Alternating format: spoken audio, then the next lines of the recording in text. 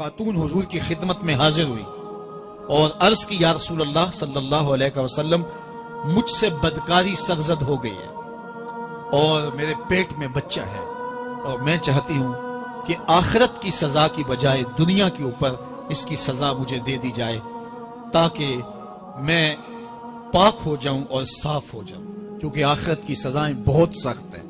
اللہ کے محبوب علیہ السلام نے جبریل امین سے ایک دن پوچھا تھا مجھے جہنم کے عذابوں کا ذکر سناؤ، تو عرض کی یا رسول اللہ صلی اللہ علیہ وسلم ہلکا ترین عذاب یہ ہے کہ جہنمی کے پاؤں میں آگ کے جوتے رکھے جائیں گے، باقی اس کے پورے بدن پہ آگ نہیں ہوگی، صرف آگ کے جوتے اس کو پہنائے جائیں گے، لیکن اس کی حدت، گرمی اور شدت اتنی ہوگی یغلی منہما دماغہ، اس کی شدت سے اس کا دماغ پگھل کر ناک اور کانوں کے ذریعے سے باہر آنا شروع ہو جائے گا۔ یہ سب سے ہلکے عذاب کی کیفیت ہے، اور جو عذاب سخت ہیں الیاذ باللہ، اللہ تعالیٰ قرآن مجید میں فرماتا ہے ثم لا يموت فیہا ولا یحیا، اس بڑے عذاب کا ذکر کیا جو جہنمیوں کو دیا جائے گا، فرمایا اس عذاب کی کیفیت یہ ہوگی بندہ نہ جیے گا نہ مرے گا۔ جیے گا اس لیے نہیں کہ آگے اور پیچھے دائیں اور بائیں آگ ہی آگ ہوگی، تو اس آگ میں جینا کو جینا تو نہیں ہوگا، اور مرے گا اس لیے نہیں کہ موت کو موت آ چکی ہوگی۔ تو وہ کتنا سخت عذاب ہوگا الیاذ باللہ کہ ہلکے ترین عذاب کی کیفیت یہ ہے کہ پاؤں میں آگ کا جوتا اور دماغ پگھل کے ناک اور کانوں کے راستے سے باہر آ جائے۔ تو اس نے عرض کی یا رسول اللہ صلی اللہ علیہ وسلم میرے اوپر حد جاری کر دیجئے، اور اس نے کہا کہ میرے پیٹ میں جو ہے وہ بچہ ہے۔ اللہ کے محبوب علیہ السلام نے فرمایا جاؤ جب بچہ پیدا ہو تو پھر آنا۔ وہ چلی گئی، تو جب بچہ پیدا ہوا تو گود میں اٹھائے پھر حضور کی خدمت میں حاضر ہوئے اور عرض کی یا رسول اللہ یہ ہے بچہ جو میں نے گناہ کیا تھا، بدکاری کی تھی، آج یہ اس کی نشانی ہے۔ تو اللہ کے محبوب علیہ السلام نے فرمایا کہ اسے لے جاؤ اور اسے دودھ پلاؤ، اور جب یہ کچھ کھانے پینے لگ جائے گا تو پھر آنا۔ کچھ دنوں کے بعد وہ دوبارہ حاضر ہوئی اور اس نے اس بچے کے ہاتھ میں روٹی کا ٹکڑا دیا ہوا تھا اور عرض کی یا رسول اللہ دیکھ لیجئے اب یہ روٹی کھانے لگ گیا ہے۔ اللہ اکبر۔ تو اللہ کے محبوب نے فرمایا انہیں لے جاؤ اور جا کے انہیں سنگسار کر دو۔ اس کی یہ حد بنتی تھی، اس کو سنگسار کیا اور اس نے خود یہ سزا اپنے لیے قبول کی۔ تو یہ بات ذہن نشین کیجئے کہ یہ وہ لوگ تھے کہ جن سے کبھی کوئی گناہ سرزد ہو جاتا تو وہ جلد توبہ کرتے، اور اس کی بڑی سے بڑی حد اور سزا بھی ہوتی تو وہ بھی کاٹنے کے لیے تیار ہو جاتے۔ میں اور آپ دیکھیں کہ ہماری زندگی میں اگر گناہ ہیں اور ہمیں سچی توبہ کی توفیق بھی نصیب نہیں ہے اور آئندہ نہ کرنے کا عزم مصمم ہو، پکا ارادہ ہو کہ یہ گناہ زندگی میں دوبارہ نہیں کروں گا، الگ بات ہے کہ پھر دوبارہ اس سے سرزد ہو جائے، لیکن جب وہ توبہ کر رہا ہو تو اس وقت اس کا پختہ عزم ہو اور اس کے دل کے کسی گوشے میں نہ ہو کہ چلو میں توبہ کر لیتا ہوں اور پھر ہو گیا تو پھر کر لوں گا، پکا عزم ہو کہ دوبارہ یہ گناہ نہیں کروں گا۔ اور اگر زبان سے توبہ توبہ کر رہا ہو اور دل میں ہو کہ ٹھیک ہے یہ تو صبح بھی مجھ سے عمل بد سرزد ہونا ہے، تو اللہ تعالیٰ سے یہ مذاق کرنے والی بات ہے، اور اللہ تعالیٰ سے جو مذاق کرتا ہے وہ کہاں کھڑا ہے وہ خود سوچ لے۔ وہ کیا کسی نے کہا تھا کہ توبہ کی پھر توبہ کی پھر توبہ کر کے توڑ دی، میری اس توبہ پہ توبہ توبہ توبہ کر اٹھی۔ تو ایسی توبہ نہیں ہے کہ جو رسماً کسی مجلس میں چلے گئے، کسی اجتماع میں چلے گئے تو سب لوگوں نے توبہ توبہ کی تو وہ بھی توبہ توبہ کرتا رہا، لیکن اس کا عزم مصمم پختہ ارادہ نہیں تھا گناہوں کو چھوڑنے کا، تو یہ توبہ نہیں، یہ مذاق ہے۔ اس لیے اللہ کے حضور سچی توبہ یہ ہے کہ ماں قبل کے گناہوں سے مٹی کے گھروندے پاؤں پہ بناتا ہے اور انہیں مسمار کر دیتا ہے۔ وہ کبھی آپ نے دیکھا ہوگا کہ بچے ریت میں اپنا پاؤں رکھ کر کے اوپر سے ریت تھپک لیتے ہیں اور پھر پاؤں ہولے سے نکال لیتے ہیں، بچ جائے تو بڑے خوش ہوتے ہیں، اور جب کھیل ختم ہو جاتے ہیں تو اسے گرا دیتے ہیں اپنے ہاتھوں سے۔ بہلول بھی اسی شغل میں لگا ہوا ہے، بہلول یہ کام کر رہا ہے، گروندے بناتا ہے گراتا ہے، گروندے بناتا ہے گراتا ہے۔ بادشاہ گزرا، پوچھا بہلول کیا کر رہے ہو؟ ہنس کے کہا جنت کے مکان بنا رہا ہوں۔ کہا بیچتے ہو؟ ہاں بیچتا ہوں. کتنے کا؟ 10 روپے کا، سیل لگائی ہوئی ہے. بادشاہ مسکرا کے گزر گیا. دیوانہ ہے، مجنوں ہے، اپنی موج میں لگا ہے. پیچھے سے ملکہ زبیدہ بھی آ رہی تھی. اس نے بھی دیکھا. کہا بہلول کیا کر رہے ہو؟ کہا جنت کے مکان بنا رہا ہوں. کہا بیچتے ہو؟ ہاں 10 روپے کا بیچتا ہوں. 10 روپے بادشاہوں کے لیے کیا ہوتے ہیں؟ 10 درہم نکالے، اس کو دیے، اس نے دریائے دجلہ میں پھینک دی. فقیر اتنی دیر تک فقیر نہیں بنتا. داتا صاحب فرماتے جب تک مٹی کا ڈھیلا اور سونے کی ڈلی اس کی نظر میں برابر نہیں ہو جاتا. اور ایک مکان کے گرد، ایک وہ گروندے کے گرد دائرہ لگایا. کہا یہ تیرا ہوا. ملکہ گزر گئی. بادشاہ بھی چلا گیا. شام کو اپنے محل میں پہنچے. بادشاہ سویا. منظر جاگا کہ حشر کا دن ہے، پھر جنت کا منظر ہے. جنت میں بڑے بڑے خوبصورت مکان ہیں. ایک مکان تو بڑا ہی اچھا لگا، تو جی چاہا کہ اس مکان کو دیکھوں. تو جب قریب گیا تو دروازے پہ لکھا تھا ملکہ زبیدہ. شوق سے آگے بڑھا تو دربان نے روک دیا. کہا یہ ملکہ کا ہے. کہا وہ میری ہی ملکہ ہے. کہا دنیا کے ضابطے اور ہیں، آخرت کے ضابطے اور ہیں. بادشاہ کی آنکھ کھل گئی، بے چین ہو گیا. ملکہ کو بیدار کیا. کہا تو کون سا نیک عمل کیا ہے؟ میں نے جنت میں تیرا یوں محال دیکھا.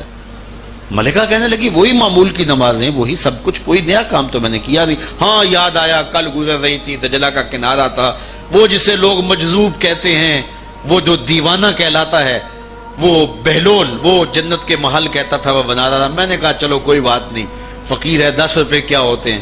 تو میں نے 10 روپے کا ایک محل خریدا تھا. بادشاہ سر پکڑ کے بیٹھ گیا. وہ تو مجھے بھی کہتا تھا. میں دیوانے کی بات سمجھ کے گزر گیا. اگلے دن بادشاہ قصدن گزرا. جب قصدن گزرا نا تو دل دھڑک رہا تھا کہ کہیں مجذوب پھر آج مل جائے اور اسی موج میں ہو تو کام بن جائے.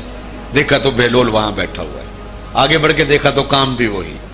بادشاہ پھر رک گیا. پوچھا اب بہلول کیا کر رہے ہو؟ اب دل دھڑک رہا تھا کہ مجذوب ہے، کوئی اور بات کہہ دے تو چلو اچھا ہو کہ وہی جواب دے دے. اس نے وہی جواب دیا، جنت کے محل بنا رہا ہوں. بادشاہ کا کچھ دل ٹھہرا. پھر کہا اچھا بیچتے بھی ہو؟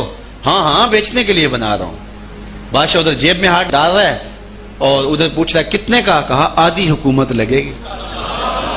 کہا کل تو 10 روپے کے بتا رہے تھے. کہا کل تم نے دیکھا نہیں تھا، آج سودا دیکھ کے لے رہے ہو. اللہ تعالیٰ ارشاد فرماتا ہے انما تنذر من اتبع ذکر وخشی الرحمن بالغیب. جو انڈٹھے سودے کرتے ہیں، جو بغیر دیکھ کے کرتے ہیں. اچھا چلو ایک خوشخبری میں آپ کو بھی سناؤں، اور وہ خوشخبری رسول اللہ کی زبان سے.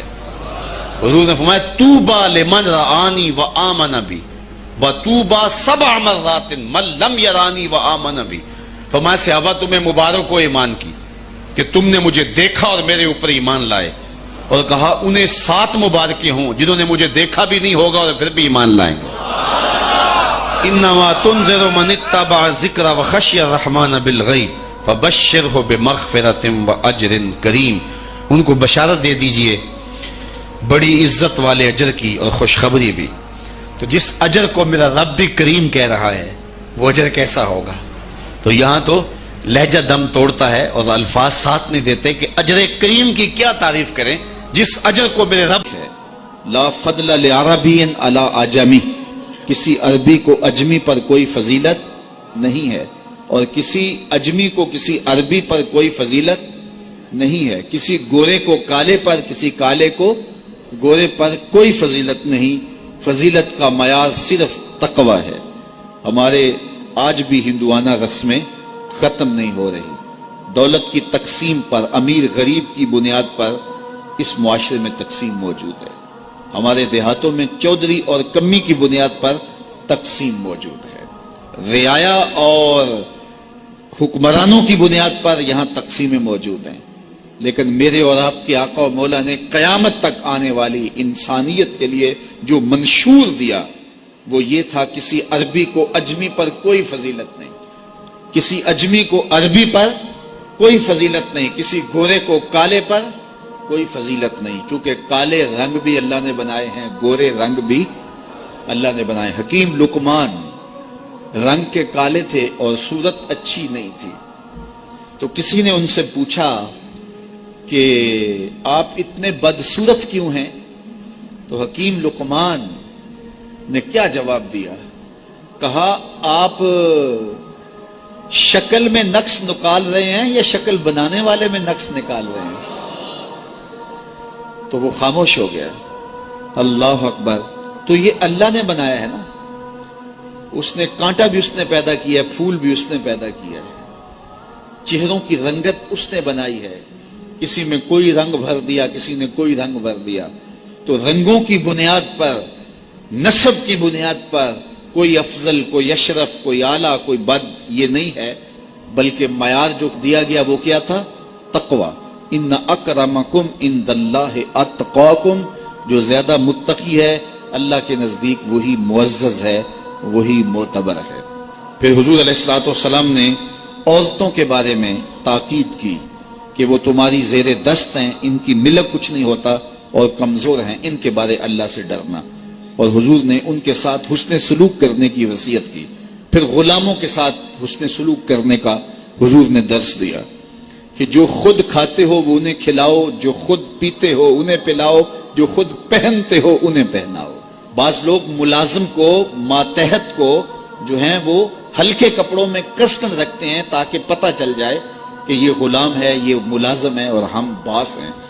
حضور علیہ الصلوۃ والسلام نے ان 3 چیزوں کی تاکید کی. پھر حضور نے ہمسایوں کے حقوق کے حوالے سے بات کی، اور صحابہ فرماتے ہیں کہ اتنی بار حضور نے تاکید کی کہ ہمیں یہ گمان ہوا کہیں وراثت کے اندر حقدار نہ ٹھہرا دیا جائے. تو ہمسایوں کے حقوق کے حوالے سے حضور نے تاکید ارشاد فرمائی. پھر حضور نے 3 باتوں کی تاکید فرمائی. پہلی بات، عمل میں اخلاص پیدا کرو، چونکہ عمل کا خلوص ہی قبولیت کا سبب و ذریعہ ہے. اگر عمل میں خلوص نہیں تو کچھ بھی پلے نہیں ہے. دوسری بات، حاکموں کو وصیت کرنا، جو بادشاہ وقت ہوں، حاکم ہوں، ان کو خیر کی بات کہنا، ان کو بتانا، ان کا قبلہ درست کرنے کی کوشش کرنا، یہ ذمہ داری ہے قوم کے اوپر. تیسری بات کی حضور نے یہ وصیت فرمائی، لزوم و جماعت المسلمین، مسلمانوں کی جماعت سے الگ نہ ہونا، الگ الگ ٹولیوں میں نہ بٹنا، لابیاں نہ بنانا، گروہ بندیاں نہ کرنا، جماعت کے ساتھ جڑ کے رہنا، فرقہ بندی سے بچنا اور جماعت وحدہ کا ساتھ دینا. حضور نے فرمایا اتبعوا السواد الاعظم فإنه من شذ شذ فی النار، جو بڑی جماعت ہے، سواد اعظم ہے، ان کے ساتھ رہنا، جو ان سے بچھڑ گیا وہ جہنم میں ڈالا جائے گا. در ماہی دا چھوڑی ناہی، نہیں تے ہو جاویں گا روگی، جیڑی بکری اجڑوں وچھڑی او بگیاڑا جوگی. اس لیے لزوم و جماعت المسلمین، مسلمانوں کی جماعت کے ساتھ قائم رہنا. پھر حضور علیہ الصلوۃ والسلام نے فرمایا اے امت مسلمہ، میں تمہیں لاوارث نہیں چھوڑ کے جا رہا ہوں، میں تمہارے اندر 2 بھاری چیزیں چھوڑ کے جا رہا ہوں، اور اگر تم ان کو مضبوطی سے تھام لو گے میں ضمانت دیتا ہوں تم کبھی بھی گمراہ نہیں ہوگے. ایک اللہ